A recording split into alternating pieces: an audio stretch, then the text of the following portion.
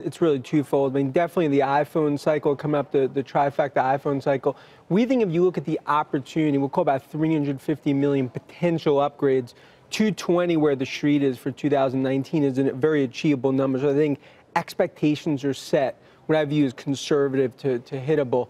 But really the linchpin, it's the software services piece, because that's really the key to the monetization of the install base.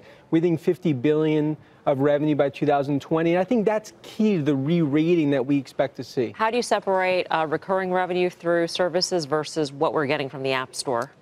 Yeah, it's a good question. So we try to parse that out. I mean, in our opinion, on the sum of the parts, the services business is worth about 400 billion in terms of when we look at the sum of the parts right here. And I think that's really the focus right now. I mean, it's always traded within a tight range. Some will fret about, is it sort of expectations going into this iPhone cycle? We think expectations for the first time in a while are set well for September in 2019. But the software services, that really creates a Goldilocks scenario for Apple over the next 12 to 18 months. So I see Apple doing things that are very interesting. They've tested their pricing power. They've pushed the price of the devices up.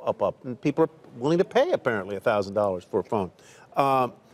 Do they have similar pricing power on the software and services side? And that, in our opinion, there still is pricing power there. And I think that's something you're going to, as you see more content and services come in there, potentially streaming services and more content that they're going to plow in. Once they've got you have a real incentive to stay there and pay there. It's very similar to being a Prime member for Amazon. Once you're in, you're in. And I think what's going to start to happen now, when you look at Apple going forward, it's you see the ASP increase that continues, I think, going in 2019. And I think fundamentally that, along with the monetization on the services side, that's really the 1-2 punch here that I think the bulls are really starting to look forward to over the next year. Mega cap technology investors, not just Apple, Microsoft, Alphabet, you name them, have been enamored with the idea that smaller units that are growing fast can now move the needle.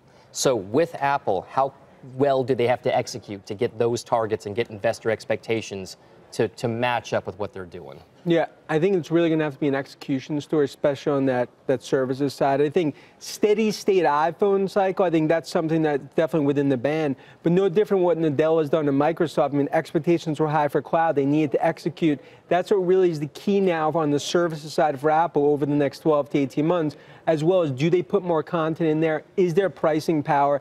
And just making sure, especially with the China headwinds, that there's no snafu in the supply chain, which has been some of the lingering worry out there.